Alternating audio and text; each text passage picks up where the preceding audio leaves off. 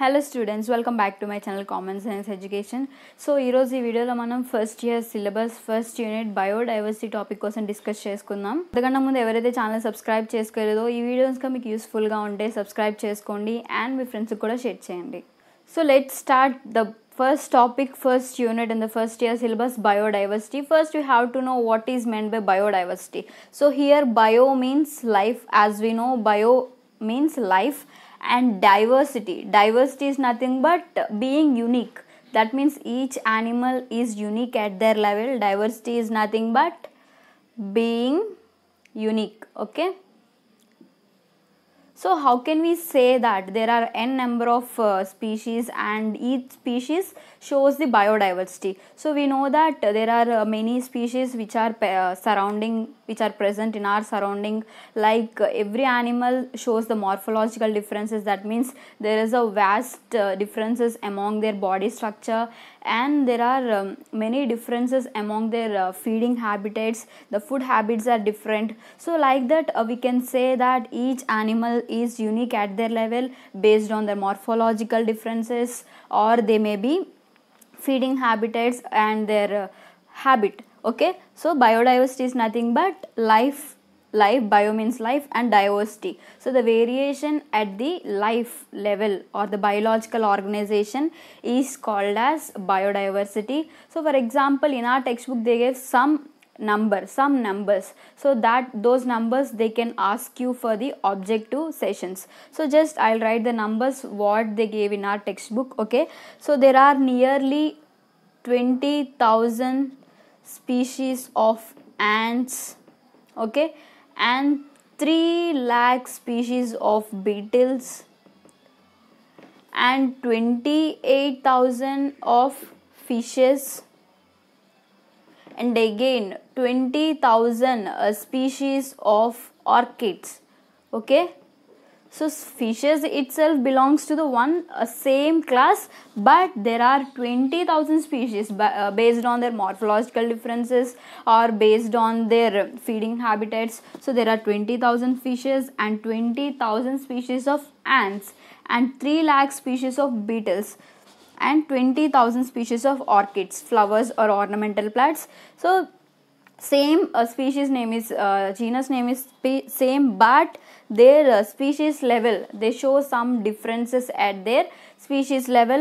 So here biodiversity is nothing but the variation of life at a particular biological organization is called as biodiversity. So this biodiversity name was given by Edward Jenner. So there is one scientist, he introduced the term biodiversity. His name is Edward Wilson. Okay, so Edward Wilson, he introduced the term biodiversity. So there are 3 levels of biodiversity. First level is genetic biodiversity, and second level is species biodiversity, and third level of the biodiversity is ecological biodiversity. Okay, so there are 3 levels. Remember, there are only 3 levels of biodiversity. First one genetic biodiversity, and second one is species biodiversity, and third one is ecological biodiversity. So now we'll see one by one in detail.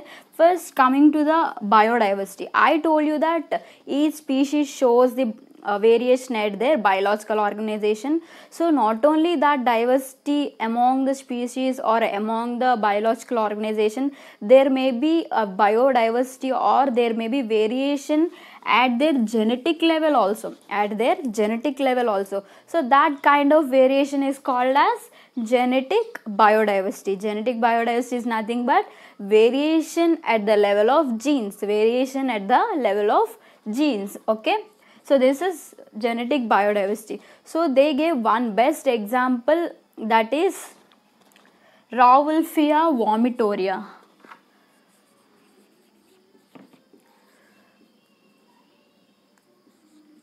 Rauwolfia vomitoria.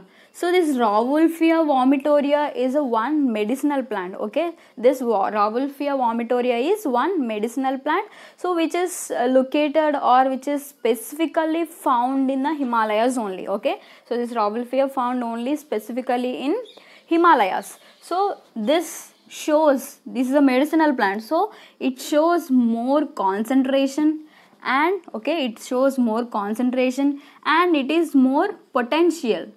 So medicine means there is some concentrated chemicals which are present in the particular plant, and it has more potential to cure some specified diseases. Okay, so especially this Rauwolfia which is present in Himalayas, it has more potential and it is more concentrated among the Rauwolfia which are present in the another regions than the Himalayas. Okay, this concentration or this potential of the Rauwolfia vomitoria is due to the genetic biodiversity. Okay, the variation at the genetic level, this Rauwolfia vomitoria has more concentrated and it is more potential than the other Rauwolfia species. And next, coming to the so not only this example, so in India there are nearly 50,000 varieties of rice grains. So we usually we used to heard there are many brands, not brands, basmati rice, long grain, short grain and broken. So all these number of varieties of the rice due to genetic variation. And not only this, there are nearly 1,000 varieties of mangoes. Okay, there are nearly 1,000 varieties of mangoes. So we know when in the summer we eat a lot varieties of mangoes like yellowish red, green color and yellow, dark yellow, and shorter one and longer one. So all these varieties of the mangoes due to the genetic diversity itself. Okay, and next, coming to the species diversity. So species diversity is nothing but the diversity or the variation at the species level. The variation at the species level, that is called as species diversity. So the best example they gave, amphibians. So the amphibians which are present in the Western Ghats shows major species diversity than the other regions of the India. Okay, in the Western Ghats, so amphibians are belongs to the same class, but in Western Ghats whatever the amphibians are present, they shows a major biodiversity. Okay, next, last one, ecological biodiversity. So ecological biodiversity is nothing but the variation at the ecological or at the ecosystem. So the variation at the ecosystem level, okay, the variation at the ecosystem level is called as ecological biodiversity. So for example, our India is one biodiversity. So in India we can find different places like deserts, rainforest area, and many, we can find deserts, rainforests, alpines.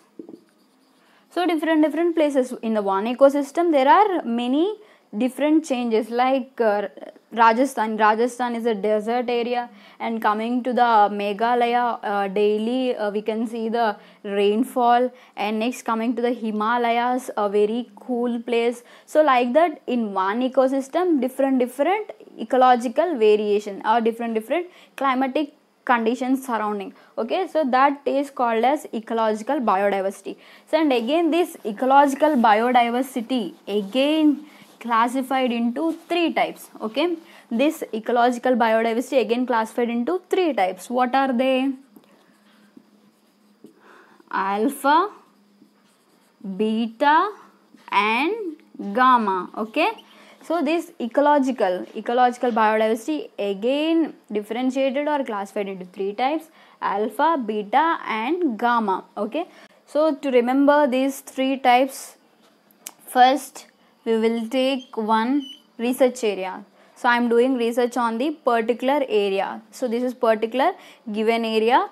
So the identification of number of taxa, the identification or counting of the number of taxa or number of species are present in the given area is called as alpha biodiversity. Okay, alpha biodiversity is nothing but identification or numbering of the species, particular species are present in the given area. Identification of species or identification of taxa is called as alpha biodiversity. Next, coming to the beta. So besides the given area, there is another ecosystem. Beta biodiversity is nothing but comparison of the adjacent ecosystem, with the before given area. So here we will compare the two ecosystem. Comparison of two adjacent ecosystems is called as beta biodiversity. Okay, next gamma biodiversity is nothing but counting of the whole ecosystem.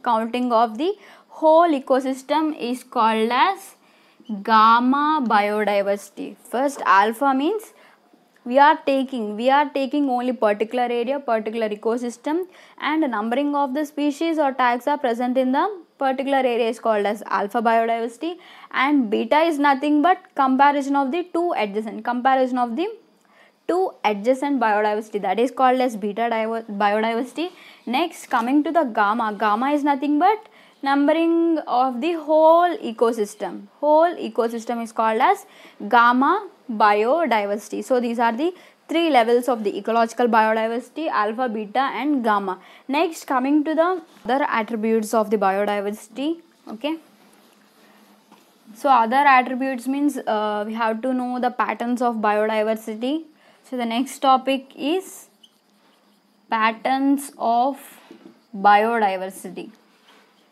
So here we have to know a specific term, that is endemism.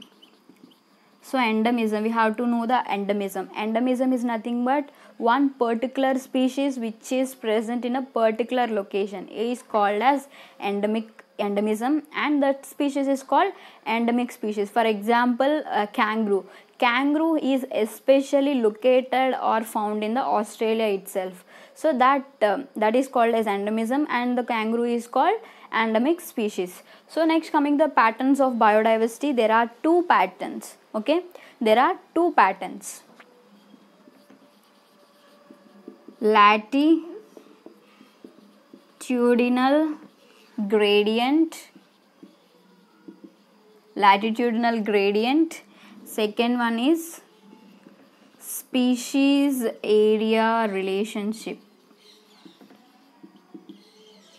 There are two patterns. First one is latitudinal gradient and second one is species area relationship. So first we will talk about the latitudinal gradient. Okay, here we know that the globe or the earth, so this is the globe. We know that the globe is consisting of, this is not a correct shape. Okay, so this is our globe. So there are latitudes.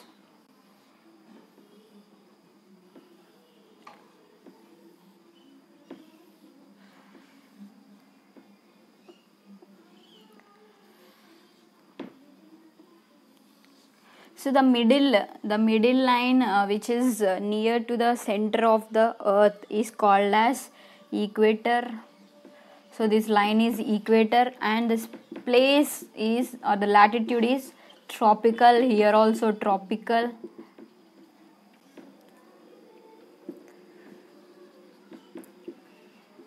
Temperate. Okay, so this is tropical area and this is temperate region. And North Pole, Arctic, and the South Pole, Antarctic. So the topmost places are called poles, and the center line is equator. Okay, so the near equator the latitudes are tropical, and above the tropical temperate, and the places which is the latitudes which are present near the poles is called as Arctic or Antarctic. So if this is the latitudes, now we'll see what is this latitudinal gradient. Okay, here if we observe the biodiversity, so the biodiversity is lower. The biodiversity is lower in the poles, that means in the temperate or Arctic, temperate or Antarctic, but the biodiversity is more in the tropical region. Here the distribution is uneven. Distribution is uneven. Distribution is uneven.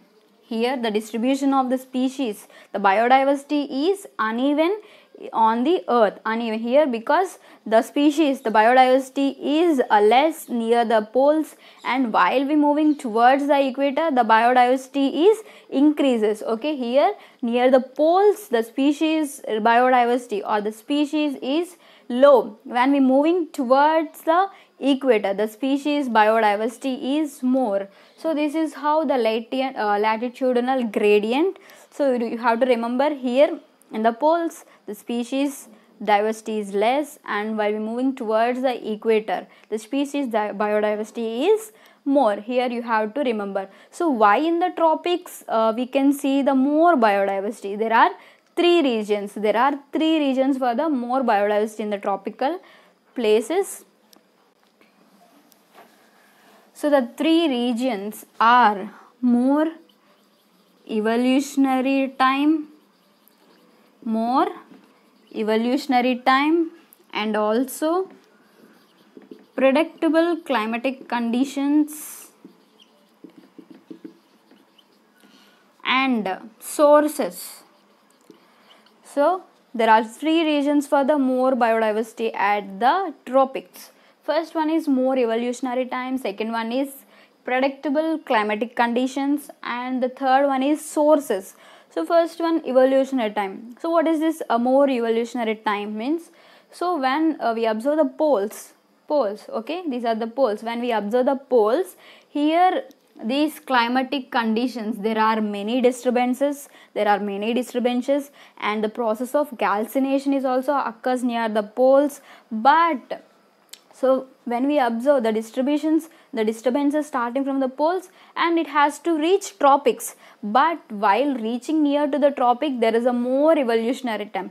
Due to that more evolutionary time, it leads to species diversification. Okay, so when the disturbances or when the calcination process reaching towards the tropics from the poles, there is a more evolutionary time. That more evolutionary time leads to the species diversification, nothing but evolution of more species. Okay, so this is also one main reason for the biodiversity of the tropics. Next, climatic conditions. So if you observe the climatic condition in the tropic, here the climatic conditions in the tropic is predictable and constant. We have 3 seasons. Okay, we have 3 seasons which are constant, and easily we can predict the climate. It might rain tomorrow. So manam if we open Google climatic conditions daily, we will receive the notification. Tomorrow it might rain, and carry your umbrella. Like that we can easily predict the climate. So this is also one of the reason for the biodiversity at the tropical region. Next, last one, sources. So here we have sources like solar energy. The main source is solar energy, and also water. So these two are the main reasons for the tropics. In the tropics, more species biodiversity. First one, solar energy. So the availability of solar energy is more compared to the poles in the tropics, and also availability of water. So all these things leads to diversification of species only. Okay, if the more amount of food is there, it leads to easy survival of the life. So these are the 3 regions for the more number of species in the tropics. So we discussed biodiversity, the main 3 levels: genetic level, species level, ecological level, and the patterns. So in the patterns there are one latitudinal gradient. Latitudinal gradient is nothing but in the latitudes of the tropics more species are there, and in the latitudes of the poles the number of species is less. Okay, and the 3 regions for the biodiversity at the tropics level. So we will discuss the species area species relationship in the next video. Thanks for watching. So if you like this video, drop a like and share to your friends.